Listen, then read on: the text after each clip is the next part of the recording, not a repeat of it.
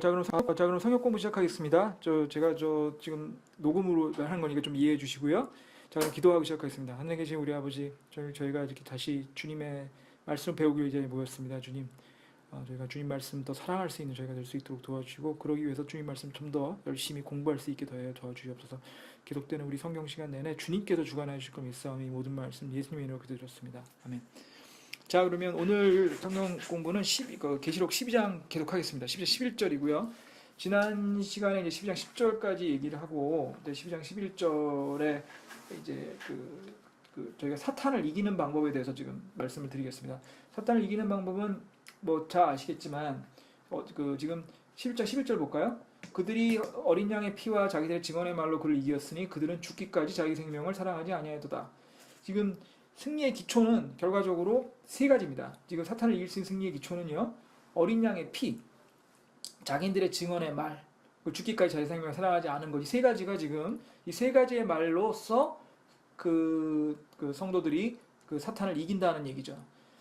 여기서 이제 제일 중요한 것은 이제 어린 양의 피인데요. 어린 양의 피인데 이 어린 양의 피가 바로 사탄을 이기는 승리의 모든 근거가 된다고 말씀을 드릴 수 있는데, 지난 시간에 얘기 드렸지만 사탄도 권능이 강합니다.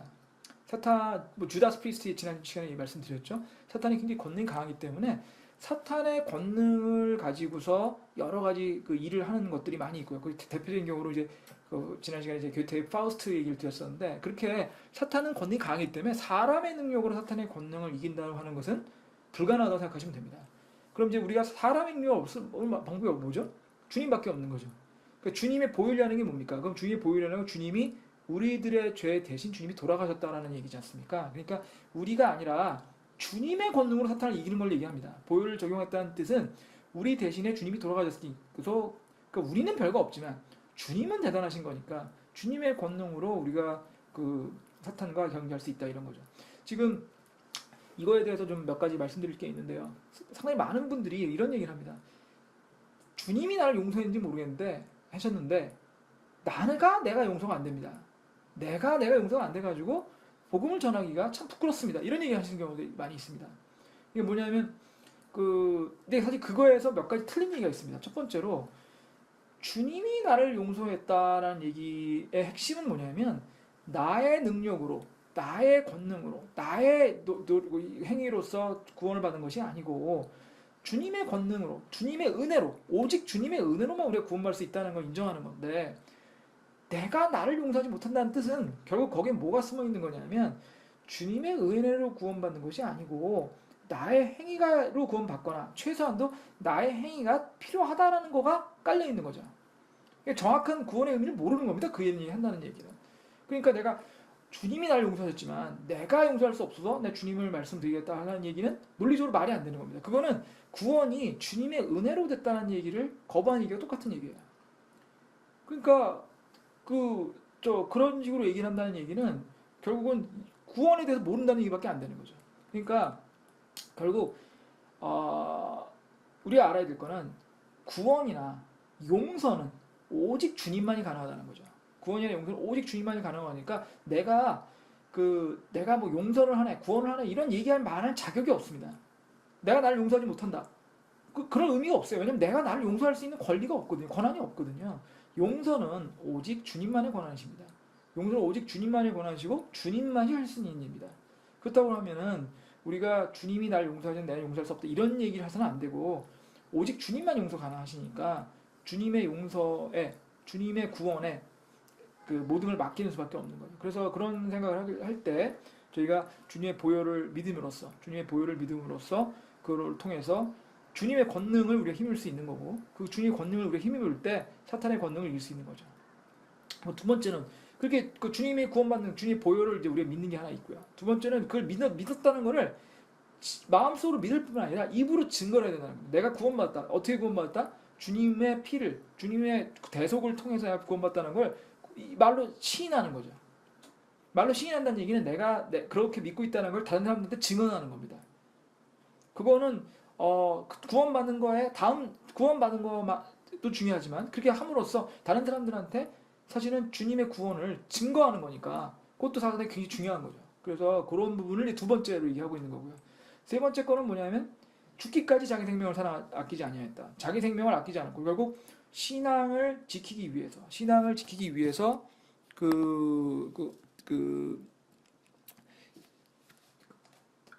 뭐 필요한 경우에는 목숨까지 걸고 신앙을 지켰다라는 거죠. 사실 이제 첫 번째 거, 두 번째 거도 뭐 이렇게 쉬운 얘기는 아니지만 그래도 할 수 있죠. 우리가 생각하기에는. 근데 세 번째 거는 굉장히 어려운 얘기입니다. 자기 생명을 아끼지 않고 죽는다. 뭐 사실 이제 많은 분들 얘기가 여기 우리 주석서를 보면 이런 그 죽기까지 신실하게 자기를 지킨 사람들의 얘기가 많이 나옵니다. 예를 들면 사도 요한의 저자였던 폴리캅 이분도 그 로마 관원들이 예수를 모른다고만 하면 살려주겠다라고 회유했음에도 불구하고 그 회유를 받지 않음으로써 순교했고요. 그다음에 그 위에 그 왈도파라고 하는 또 종교개혁 이전에 있었던 그 분들도 그 다시 저희 같은 침례교도 또 재침례교도 연결되는 분들인데 그런 분들 사실은 굉장히 그 자기의 믿음을 지키기 위해서 순교하신 분들이고 바울파라고 하는 분들도 그렇게 자기 믿음을 위해서 순교하신 분들 이렇게 믿음을 위해서 순교한 사람들이 상당히 많이 나와 있어요. 저기 주석서에 보면 그러니까 이렇게 그 죽기까지 자기 생명을 함으로써 하신 분들이 얘기 나왔으니까 또 그런 분들을 보면 참 이게 죽기까지 자기 생명을 살아나지 않음으로써 사탄을 이겨라 이게 이제 뭐 가능하다. 왜냐면 그런 사람들이 있으니까. 예를 들면 손영환 목사님 같은 분 들어보셨나요? 손영환 목사님은 저 우리나라의 6.25 때 계시던 분인데 그분은 자기 자녀들을 전부 다 공산주의자들이 죽이고 이분도 그거에 대해서 배교하라고 하셨는데 불구하고 그거를 배교하지 않으신 분입니다. 그러니까 상당히 정말 놀라운 분이죠. 자기 아들을 자기 눈앞에 죽이는데도 불구하고 그 배교를 하지 않으시고 하신 분이니까 그래서 이게 어려운 얘기인데 사실 이게 정말 어려운 얘기입니다. 정말 뭐 솔직히 이게 쉽다고 하면 거짓말이지 않나 저는 생각합니다. 근데 그런 구절들이 몇 구절에 더 나옵니다. 이렇게 죽기까지 자기가 자기의 믿음을 지켜라라는 이 구절들이 몇 구절 찾아보겠습니다. 계시록 2장 10절입니다. 계시록 2장 10절. 계시록 2절 보면 너는 앞으로 당할 것 가운데 어떤 것도 두려워하지 말라. 볼지어다 마귀가 너희 중에서 몇 사람을 감옥에 던져넣어 너희 시험하니 너희가 열흘 동안 한 날을 살리라. 너희는 죽기까지 신실하라. 그러면 내가 생명의 왕관을 내게 주리라. 그런데 이게 믿음을 지키라는 얘기죠. 죽기까지.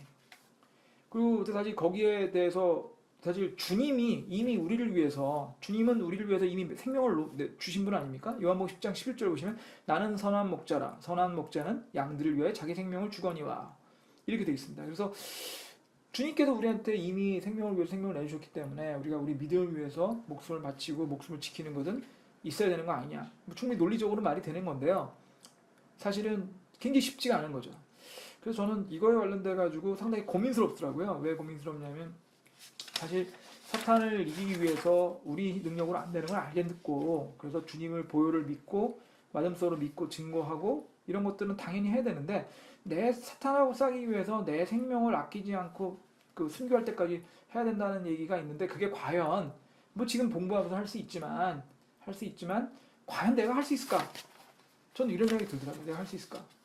솔직히 여러분 생각해 보십시오. 여러분께서 사탄의 그런 여러분의 생명에 대해서 그런 위협이 있을 때, 여러분들이 죽을 때까지 사탄의 죽음의 유혹에서도 믿음을 지킬 만한 용기가 있는. 물론 지금은 저희가 할 수 있다고 말을 해야 되겠죠? 특히 오늘 제가 성경 공부 가르치는 입장에서 그렇지만 과연 그게 나한테 닥쳐서 할 수 있을까? 이런 생각이 드는데 그럴 때 저한테 이렇게 눈에 들어오는 구절이 하나 있었습니다. 마태복음 16장 25절 잠깐 보시겠습니다. 마태복음 16장 25절. 누구든지 자기 생명을 구원하려는 자는 그것을 잃을 것이요 누구든지 나로 인해 자기 생명을 잃으려 하는 자는 그걸 찾으리라. 이게 이제 주님께서 이제 마태복음에서 말씀하신 내용인데요. 이게 굉장히 귀에 익지 않으세요? 얼마 전에 우리나라에서 유명했던 영화가 하나 있죠. 한 2년 됐나요? 명량이라고요. 명량이라고 이제 이순신 장군이 임진왜란 때, 정확히는 정유재란이죠. 정유재란 때 12척밖에 안 남은 우리나라 수군을 데리고 가지고 일본군 수백 척의 일본군을 무찌르고 그럼으로써 이제 사실은 전쟁의 흐름을 바꾼 아주 유명한 전투를 영화로 옮긴 거죠. 명량. 그때 이순신 장군이 한 얘기, 뭐 굉장히 많이 얘기하는 이순신 장군이 하신 말 중에 이 비슷한 얘기가 있습니다. 뭐냐면요, 사즉생, 생즉사라는 겁니다. 뭐냐면 죽고자 하면 살 것이요, 살고자 하면 죽을 것이다. 여기 똑같은 얘기입니까? 생명을 구원하는 자는 잃을 것이요, 생명이 일어나는 자는 가야하지. 그래서 저는 이거는 그 주석서에 나온 얘기는 아니고요. 주석서에 나온 제 이해입니다. 저는 어떻게 이해를 했냐면, 죽을 때까지 순교해라, 죽을 때까지 그 신앙을 사수해라, 이런 구절로 보이잖아요. 11절이. 근데 그거를 우리 같이 이제 좀 이렇게 평범한 기독교인들, 우리가 손영환 목사님이나 아니면 폴리캅이나 이런 정도의 레벨이 아니니까, 우리의 믿음 수준이, 그 우리는 그걸 어떻게 믿어야 되느냐? 저는 저거는 어떻게 받아들였냐면, 우리가 사탄과 싸우거나 이렇게 사탄의 어려움이 있을 때 우리가 할 수 있는 거는, 우리 스스로의 힘은 아무것도 할 수 없는 거 아닙니까? 우리 주님이 하실 수 있는 거잖아요. 그러면 우리가 죽고자 하는 거, 살고자 하는 것도 우리 뜻이 아니라는 거라고 저는 생각을 합니다. 나아가서는 결국 우리가 그 사탄과의 그 중에서 우리가 죽든 살든 결국 모든 건 주님의 뜻이니까, 모든 걸 주님에 맡기고, 주님이 그거에 통해서 하시라는 대로 그걸 따라가는, 그러니까 주님께 모든 걸 맡기는 거를 우리 얘기하는 게 아닌가, 저는 그렇게 이해를 하겠습니다. 그래서 그 과정에서 진짜 주님을 믿고, 주님이 저로 위해서 제 생명을 가져가시는 걸 원하신다면 그렇게 하시고, 또 그것이 아니라면 또 그렇게 막아주십시오라고 얘기를 한다면, 그렇게 생각을 한다면 주님께서 결정해 주실 거고, 또 그런 마음을 갖게 된다면 어떻게 보면 주님께서 정말 생명을 구원해 주지 않을까, 이건 제 생각입니다. 근데 여기하고 제가 이해되는 또 하나 제 생각은, 그 야곱이 아니라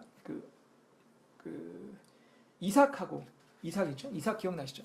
그 이삭을 갖다가 아브라함이 이제 주님께 그 제물을 바치도록 하는 대목이 있지 않습니까? 창세기에 보면. 근데 그때 굉장히 고민했을 거 아닙니까? 생각해 보십시오. 아브라함이 이삭을 어떻게 낳은 자식입니까? 진짜 어렵게 얻은 자식 아닙니까? 그 사라가 정말 나이가 들어서 아주 어렵게 그 이삭을 낳아서 그렇게 기뻐했는데, 그 아브라함한테 이삭을 생명 비춰라. 근데 거기 보면 그 창세기 구절을 읽어보면 아브라함이 곧장 바친 게 아니고요, 며칠 광야에서 시간을 보낸 게 나옵니다. 그 이제 그 목사님들이 그렇게 설명하시더라고요. 그 아브라함이 고민한 거라고. 그 당연히 고민이 되겠죠. 근데 그럼에도 불구하고 결국 아브라함이 어떤 게 했죠? 이삭을 제물로 바치려고 했습니다. 근데 물론 마지막 순간에 주님께서 이삭 대신에 양을 다른 제물을 바치라고 하셔가지고 이제 그때 아브라함 마음속을 생각해 보게 되면 이런 것 같아요. 주님께서 하라는 대로 다 하면, 극단적으로 얘기해가지고 주님께서 이삭을 죽이라고 한다면 주님의 뜻이 있을 거라는 거죠. 그래서 이삭을 설사 주님이 죽이라고 해서 죽인다 하더라도, 헌물을 붙인다 하더라도 주님이 원하신다면 주님은 이삭을 살리실 수도 있고, 또 죽음을 극복하게 할 수도 있지 않을까. 아브라함이 그걸 믿지 않았다면 그 주님이 주신 이삭을 과연 그러면 진짜 제물로 바칠 수 있었을까, 이런 생각이 듭니다. 그래서 그런 맥락에서 보면 사즉생 생즉사하고 연결되는 게 아닌가, 이 부분. 그래서 결국 우리가 사탄과 마귀했을 때 우리가 사탄한테 이기는 방법은 주님께 모든 걸 맡기고, 정말 주님이 죽으라고 하면 죽겠습니다라는 마음가짐으로 가야 되는 거를 얘기하는 것 같고, 주님이 죽으라면 죽겠습니다라는 마음을 가졌을 때 주님께서 우리한테 정말 좋은 거를 주실 것이라는 거. 그러니까 주님이 우리 생명을 구원하는 게 필요하다면 구원하실 거고, 어떤 이유든 간에 저희가 생명을 구원하는 게 그거보다 오히려 죽을 수밖에 없다 한다면 그게 우리한테 더 좋은 걸 수도 있겠다는 거죠. 그래서 결국 이거는 뭐 제 이해는 그렇습니다. 이거는 순교해라 이런 뜻이 아니라, 이런 뜻으로 뭐 물론 직역을 하면 그렇지만, 우리 같은 일반적인 그리스도인들 이거는 모든 걸 주님한테 맡기고 죽든 살든 어떤 경우든 주님의 뜻에 따라 하겠다라는 그런 마음가짐을 갖는 정도로 이해하면 어떨까, 저는 그렇게 생각하고요. 그 다음에 이제 12절 보겠습니다. 그러므로 하늘들과 그것들에 거하는 자들아. 참 12절 가기 전에, 이제 여기서 그 12절 가기 전에 일단 전체적인 걸 이해하셨고요. 여기서 이제 저희가 한두 가지 볼 게 있습니다. 지금 사탄에 대해서 보고 있는데요. 사탄은 성경에서 여러 번 이제 사탄에 대해서 얘기 나오는데, 그 과정에서 사탄의 그 상황이 자꾸 바뀝니다. 그 사탄의 상황이 어떻게 바뀌는지를 한번 좀 보도록 하겠습니다. 성경에서는 사탄이 전부 6가지의 심판을 경험하게끔 나오고 있습니다. 첫 번째 볼 사탄의 심판은요. 첫 번째 에스겔서 28장 16절입니다. 에스겔서 28장 16절 읽어볼까요? 내 상품이 많음으로 그들이 내 한가운데를 폭력으로 가득 채우매 내가 범죄했도다. 그러므로 내가 너를 더럽게 여겨 하나님의 산에 쫓아내리라. 오 덧는 그룹아 내가 너를 불타는 돌들 한가운데서 쫓아내어 멸하려다. 이게 뭐죠? 원래 사탄은 그룹이었습니다. 그룹 중에서 그룹이라는 게 뭐죠? 주님 바로 옆에서 주님께 영광을 돌리고 거룩하다 말하는 아주 굉장히 높은 위치에 있는, 그러니까 어떤 면에서 보면 천사 중에서도 가장 천사들 같은 그런 영적 존재 중에서 가장 주님께 가깝고 주님의 영광을 받는 존재거든요. 근데 그 사탄이 그런 그룹이었던데 자기를 너무 높이다가 결국 그 하나님의 바로 옆자리에서 쫓겨나는 게 뭡니까? 지금 이 에스겔서 28장 16절은 사탄이 하나님의 산에서 하나님 바로 옆에 있던 산에서 쫓아내지는 걸 얘기하는 겁니다. 위치에서 쫓겨나는 거죠. 그 28절 덮는 그룹아 내가 너를 불타는 돌들 한가운데서 쫓아내야 멸하였다. 그 앞에 보시면 내가 너를 더럽게 여겨 하나님의 산에서 쫓아내려. 지금 하나님 바로 옆에 있던 그룹의 위치에서 쫓겨났다는 얘기입니다. 그죠? 그러다 보니까 이 사탄은 원래는 그 주님 바로 옆에 있었는데 이 에스겔서를 보면 그 주님의 영광의 위치에서 하늘에서 쫓겨났어요. 그죠? 첫 번째 심판이고요. 근데 이제 하늘에서 쫓겨나긴 했지만 완벽히 하늘 전체 쫓겨난 건 아니고 주님의 근처에서 쫓겨났다고 생각을 일단 해보십시오. 왜냐하면 뒤에 땅으로 쫓겨나는 게 또 있거든요. 그 다음에 두 번째는요. 에덴에서 하나님이 심판이 있습니다. 창세기 13장 14절 15절. 창세기 3장 14절하고 15절을 잠깐 보시겠습니다. 여기 보시면 그 주 하나님께서 뱀에게 이르시되 내가 이 일을 행하였으니 내가 모든 가축들과 들의 모든 짐승보다 더 저주를 받아 배로 다니고 평생도록 흙을 먹을지니라. 내가 너와 여자 사이에 또 내 씨와 여자의 씨 사이에 적대감을 두리니 여자의 씨는 내 머리를 상하게 할 것이요 너는 그 말줄지를 상하게 할 일을 하시고. 지금 뱀이 그 사악한 속성을 가진 간교한 속성을 가진 사탄이라는 얘기는 지난 시간에 했었죠. 그러니까 그 뱀이 에덴에서 이브를 유혹하고 나서 그거에 대한 벌을 받고 있는 거죠. 그래서 지금 평생 동안 흙을 먹고 다른 짐승보다 저주를 받으라고 되어 있고 여자의 씨 사람들이죠. 그와 적대감을 갖게 할 거라는 얘기가 있고요. 근데 이것도 이제 하나의 심판이고요. 그 다음에 또 하나 심판이 있습니다. 그리스도 예수님께서 십자가에 못 박혀질 때 심판이 있습니다. 요한복음 12장 31절 보시겠습니다. 이제 이 세상에 대한 심판이 이르렀으니 이제 이 세상의 통치자가 쫓겨나리라. 지금 이 세상의 통치자가 누구죠? 사탄입니다. 이 사탄이 왜 이 세상의 통치자가 됐죠? 원래 에덴 동산에서 아담과 이브가 창조됐을 때 아담과 이브는 이 우주, 이 지구의 모든 것을 다스리는 왕으로서 창조가 됐었죠. 근데 바로 사탄의 꾀에 얻어서 그 범죄함으로써 아담과 이브는 그 에덴 동산에서 쫓겨나고 나아가서 이 전체 왕국의 왕권을 잃어버렸습니다. 하나님이 주신 건데. 근데 그 왕권을 사탄이 훔쳤죠. 하나님이 주신 게 아닙니다. 하나님이 주신 거는 아담과 이브한테, 이 사람한테 주셨는데 그거를 아담과 이브의 원죄를 잃어버린 그거를 이 세상의 이 사탄이 훔쳤고요. 그러다 보니까 아담과 이브의 원죄 이후, 에덴에서 쫓겨난 이후로 이 세상의 통치자는 누가 됐냐면요, 사탄이 됐습니다. 근데 그 사탄이 그리스도가 십자가에 심판하면서 그 사탄을 쫓아내신 거죠. 그 얘기 옛날에 했던 얘기 잘 정리해 보겠습니다. 그리스도께서 이 땅에 오셔서 십자가에서 돌아가심으로써 사실은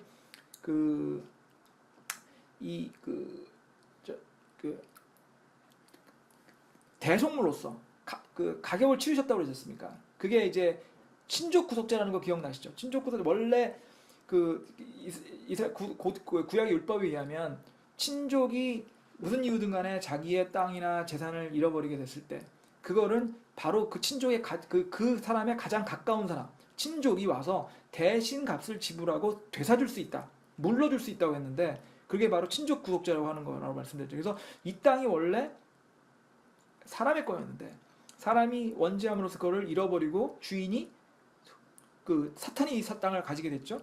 근데 그거를 이 사람의 친족인, 그러니까 주님이 하나님이셨는데 주님이 사람으로 태어나셔서 그 사람으로 태어난 주님이 사람의 친족으로서, 인간의 친족으로서 그 그 대가를 지불함으로, 대가는 뭘로 지급하셨죠? 주님의 목숨으로.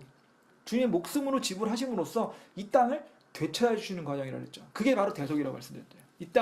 이 땅이 원래 사람 거였는데, 요약하면 이 사람이 원래 사람 거였는데 그 사람 거를 사탄이 훔쳐갔죠.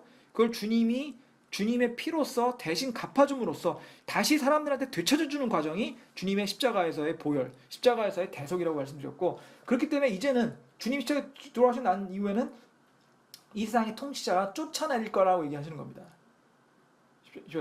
돌아가시면. 그게 바로 요한복음 12장 31절의 내용이고요.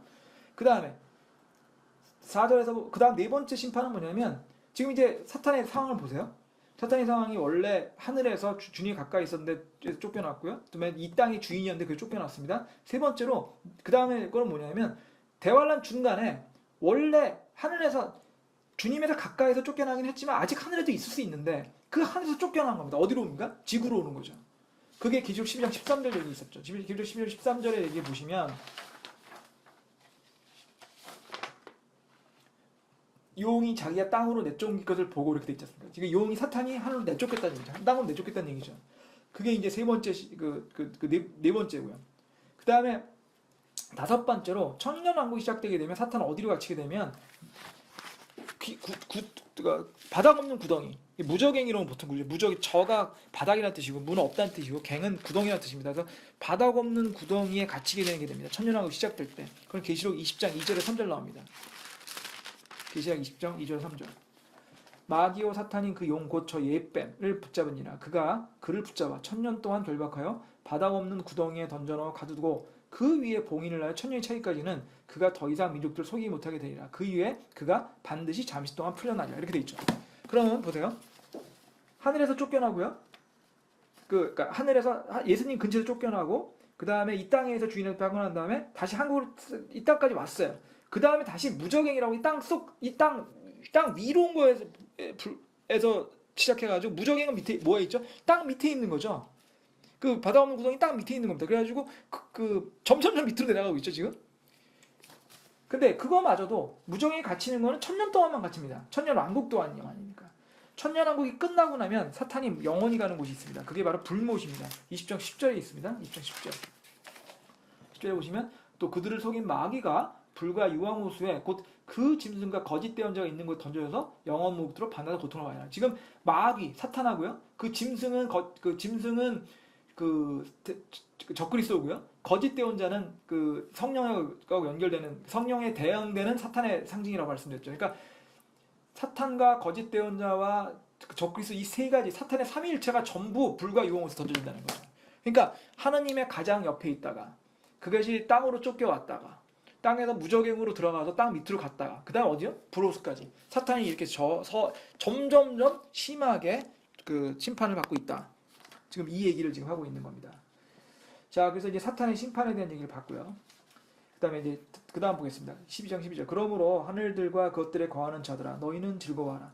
땅과 바다에 거하는 자들아 화가 있으려다. 마귀가 자기 때가 조금만 남은 줄 알므로 크게 진노하여 너에게로 내려갔다 하더라. 지금 이제 12장 12절에 있는 내용은 어느 단계죠?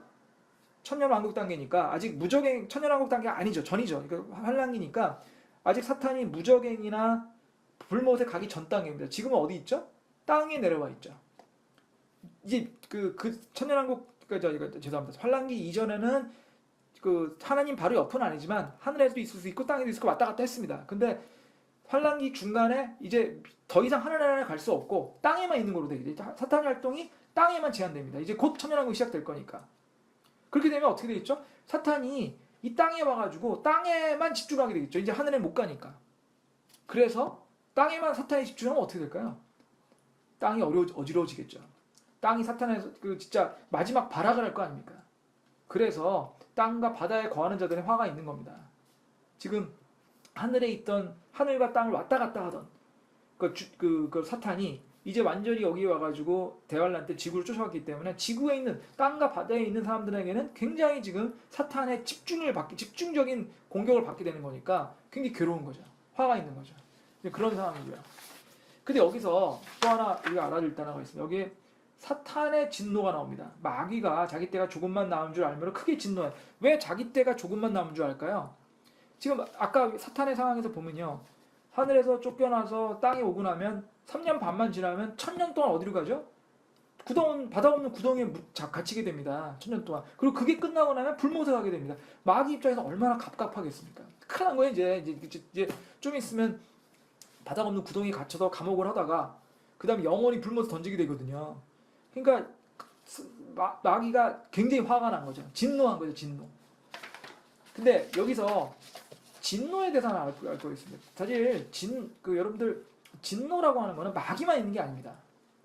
하나님도 진노가 있죠. 저희가 몇 번 말씀드린 것 같은데 그 유명한 소설 중에 분노의 포도라고 있습니다. 스타인베크라고 하는 그 미국 작가가 쓴 책이고 그 스타인백은 그 책으로 노벨 문학상을 받았죠. 그 아주 유명한 작가. 저도 개인적으로 좋아하는 작가인데요. 존 스타인백의 그 작품 중에 분노의 포도라는 소설이 있습니다. 근데 그 분노의 포도는 사실은 그 내용 전체가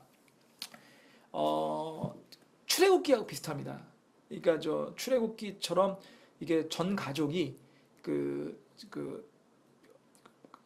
가뭄을 피해 가지고 캘리포니아로 가는 얘기입니다. 그 얘기가 지금 근데 거기서 이제 분노의 포도가 결국 계시록에 나오는 그 진노, 주님의 진노의 포도라는 대목에서 따온 겁니다. 근데 그 분노라고 하는 건 잘못 번역된 거죠. 어떻게 보면 성경적으로 번역을 하면 진노죠.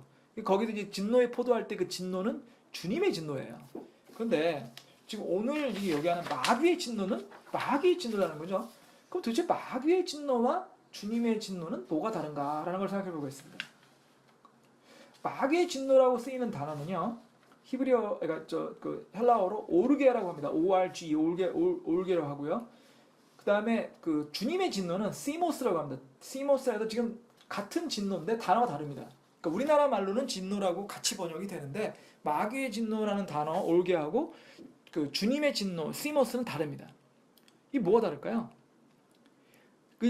일단 하나님의 진노부터 먼저 볼게요. 하나님의 진노는 오래 참는 진노입니다. 하나님의 진노는 결코 하나님은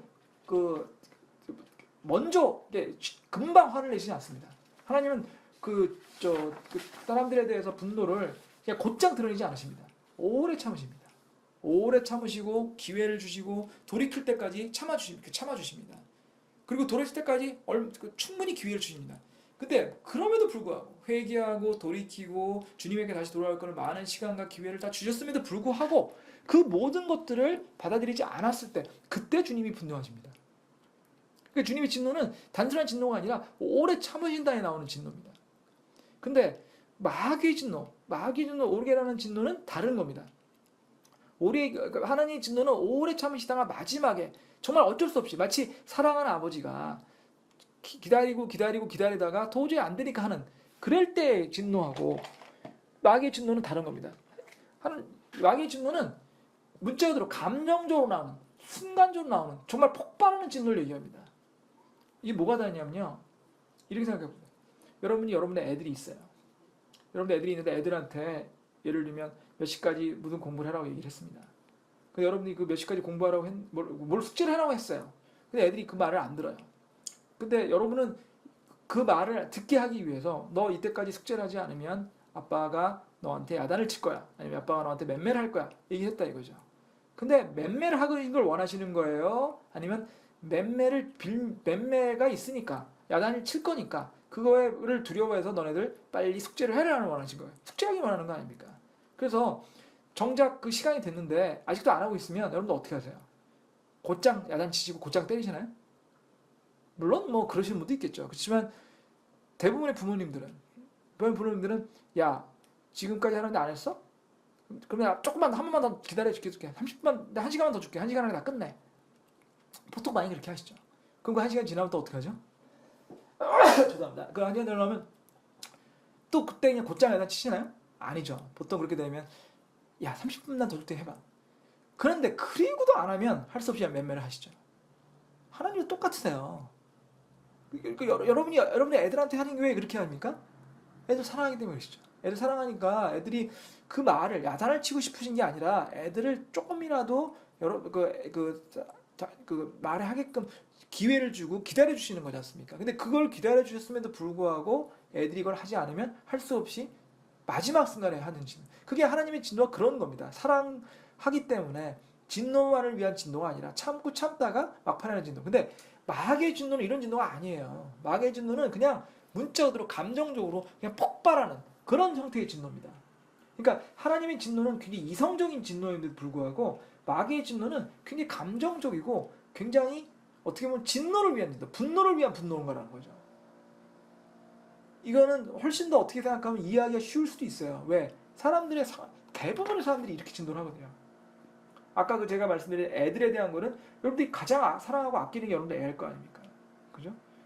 그렇지만 여러분이 그게 아니고 남한테 화를 낸다면 여러분들 그렇게 기다리시겠어요? 안 그렇잖아요. 아니 간단히 얘기해서 여러분들이 어디다 차를 세워놨는데 누군가가 여러분 차 앞에 차를 막고 갔어요. 그 차가 안 빠집니다. 전화 연락처도 없어요. 그래서 한 10분, 20분 기다려가지고 근데 그 10분, 20분 사실 여러분 자녀들이 10분, 20분 기다리려면 기다리실 거 아니에요. 그렇지만 모르는 사람이 생판 모르는 사람이 여러분 차 앞에 10분 차 세워놓고 10분, 20분 더 연락이 안 됐다. 여러분들 가만히 계시겠어요? 막 화내시죠. 야단치고 야단치시고 막 그럴 거 아닙니까? 그게 마귀에 오르게 마귀의 진노가 그런 겁니다.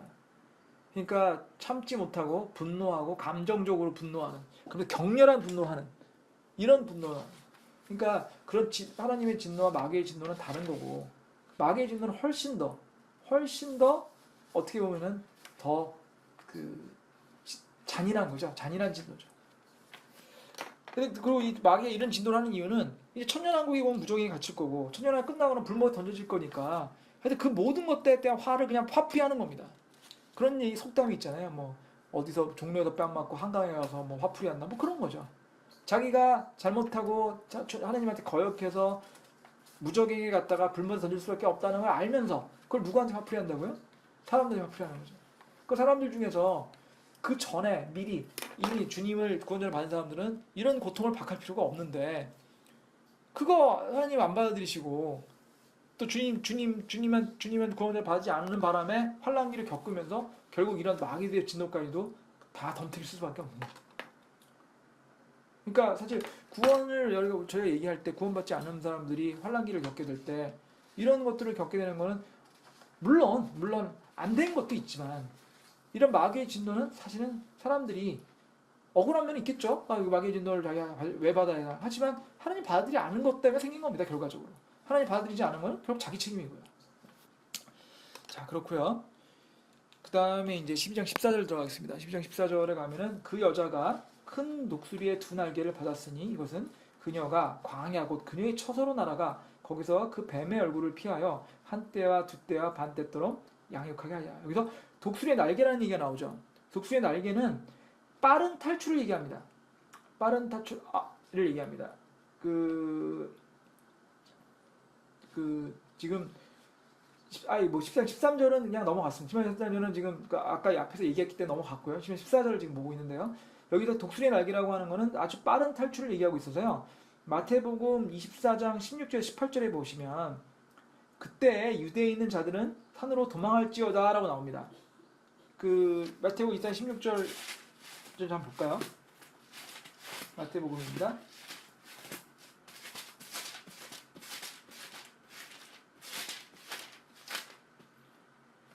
이 마태복음 24장은 사실은 이제 환난기에 대한 얘기입니다. 거기서 16절에 보시면 그때 유대인자들은 산으로 도망할지어다 지붕에 있는 자는 자기 집에서 무엇을 취하여 내려오지 말고 들에 있는 자는 옷을 가지고 되돌아가지 말며 그날들에는 그날에 아기배들과 젖먹인 자들에게 화가 있으려다. 그러나 너희는 더히 도망하니 겨울이나 안식이 일어나지 않도록 너희는 기도하라. 그때 큰 환난이 있으니 세상이 시작한 일로 이때까지 이런 환난이 없었고 이후에도 없으리라. 지금 엄청난 환난기에 빨리 도망가는 얘기 아닙니까? 그죠? 빨리 도망가는 얘기인데 이 독수리라는 거는 그 환난기에 빨리 도망가는 그 빠른 탈출을 얘기하고 있거든요. 이 비슷한 얘기가 출애굽기 19장에 나옵니다. 출애굽기 19장 4절에 보시면요. 출애굽기 19장 4절입니다. 내가 이집트 사람들에게 행한 것과 또 내가 독수리 날개에 너희를 실어 내게로 인도한 것을 너희가 보았느니라 이렇게 되어 있습니다. 이것도 역시 그 이집트 사람들에 대한 탈출을 이게 주님의 말씀에 의해서 굉장히 이렇게 좀 빠른 게 탈출이 있었다 이 얘기를 하고 있는 거고요. 신명기 또 나옵니다. 신명기 32장 11절에 12절에 보시면 독수리가 자기 둥지를 휘저으며 자기 새끼 위에 너풀거리고 자기 날개를 펴서 새끼들을 받으며 자기 날개 위에 그들을 엎는 것 같이 그 주께서 홀로 그를 인도하셨고 그들과 함께 다른 이방신이 없었다. 지금 결국 이 모든 게 이스라엘 백성들을 독수리의 날개처럼 주님께서 그 보호하시고 탈출시키다 빠르게 지금 이 얘기를 하고 있는 건데요. 똑같은 얘기입니다. 지금 주님 이 독수리의 두 날개라는 건요 하나님이 개입하다는 뜻입니다. 지금 저 신명기에 있듯이 신명기에 나오듯 출애굽기나 신명기에 나온 것처럼 그렇게 구약에 있는 사람들이 이집트 탈출할 때 하나님께서 독수리 날개처럼 했다시피 환란기의 이스라엘 백성도 하나님의 놀라운 개입에 의해서 그 환란기에 있는 그 이스라엘 백성들도 주님께서 구원하실 거다, 보호하실 거다. 그러므로서 광야에 있는 그냥 그 이스라엘의 처소로 그 이스라엘 백성들을 인도해서 보호하실 거다 이런 얘기입니다. 그 신명기 31장 11절에 12절에 있는 내용들을 가지고 라일리라고 하는 그 성경학자는 이게 사탄의 부하들은 그런 수많은 타락 천사를 통해서 어마어마한 공격을 할 거기 때문에 이렇게 신명기에 있는 것처럼 독수리가 자기 날개를 할듯이 그렇게 보호하지 않으시면 사람의 힘으로는 절대 보호가 될 수가 없다라는 얘기를 하신다고 얘기하고 있습니다. 뭐 비슷한 얘기죠. 그러니까 주님의 놀라운 보호 조치에 의해서 사람들이 지금 보호를 받고 있다. 지금 이런 얘기를 하고 있는 거고요. 그래서 결국 이것 또한 이스라엘 백성들 지금 환란기가 근본이 뭐라고 말씀드렸죠? 환란기라는 거는 결국 우리가 많은 고통을 받고 있는 거지만 환란기 이유가 뭡니까? 사실 환란기를 통해서 이스라엘 백성들을 주님께 돌이키려고 하는 겁니다. 지금 하도 이스라엘 백성들이 예수님을 보내줬음에도 불구하고 예수님을 자기의 구세주로 바르지 않아서 지금 천년 왕국이 연기되지 않습니까? 소위 말하는 왕국의 연기라는 게 바로 그런 게 이루어졌는데, 그럼 이 환란기는 왜 있는 거죠? 환란기를 통해서 그 어려움을 겪게 함으로써 이스라엘 백성들을 주님에게 돌이키게 하기 위한 목적으로 환란기를 주시는 겁니다. 하도 말을 안 듣니까 맨매를 때리는 거예요. 맨매를 때려야지 주님한테 오니까. 그런데 그럼에도 불구하고 주님은 어떠신 분이냐? 주님은 이스라엘 백성을 사랑하신다는 거죠. 이스라엘 백성을 사랑하시기 때문에 그렇게 어려운 상황에서 결국서 주님 이스라엘 백성들을 갖다가 그 환란기를 겪게 하시지만, 그럼에도 불구하고 이스라엘 백성들이 결국은 이 사탄의 이런 수많은 환란에서 보호할 수 있게끔 보호를 주님이 하신다는 거죠. 그러니까 이거 이렇게 생각하시면 됩니다. 아까 얘기 드렸다시피 자기의 자녀들이 하길 잘해서 많은 야단도 치고 하지만 사랑하는 거예요. 사랑하기 때문에 야단을 치지만 사랑이 남아 있으신 거죠. 정확히 말하면 사랑하기 때문에 야단을 치시는 거죠. 근데 그런 것들이 이스라엘 백성들한테 대한 주님의 사랑 또한 환난을 주시고 환난에 대해서 많은 어려움을 주시고 이런 걸 하고 계시지만, 결국 주님은 여전히 이스라엘 백성을 사랑하고 계시고, 그래서 어려움이 있을 때 그 이스라엘 백성들에 대해서 하나님의 영적인 개입을 통해서 이스라엘 백성들을 계속 보호하신다. 이렇게 말씀드릴 수 있겠습니다. 자, 그래서 오늘 사실은 이제 이거를 다 끝낼까 생각했는데 이게 아직도 몇 절이 더 남았습니다. 물론 이게 상대적으로 많이 남진 않았는데요. 이게 요거를 다 하기에는 조금 무리인 것 같아서요. 조금 남았는데 그거는 다음 시간에 하는 걸로 하고, 오늘은 여기까지 하고요. 기도하고 마치도록 하겠습니다. 하나님 우리 아버지, 저희가 오늘도 또 주님 말씀 배울 수 있는 기회에서 감사드립니다. 주님, 이렇게 제가 직접 이게 말씀을 전하지 않아도 이렇게 이런 녹음을 통해서 말씀 전할 수 있는 그런 기회에서 감사드리고, 또 제가 이렇게 직접 말씀 전하지 못하는데도 불구하고 이렇게 와서 제 말씀을 들어 공부를 같이 해주는 우리 모든 형제자매님 축복해 주시고, 저희들 모두가 이런 과정을 통해서 주님을 더 알고 그러면 더 사랑할 수 있게 도와주옵소서. 계속되는 예배 시간도 주님께 모든 걸 맡기고 이 모든 말씀 우리 주 예수 그리스도 이름으로 기도드렸습니다. 아멘.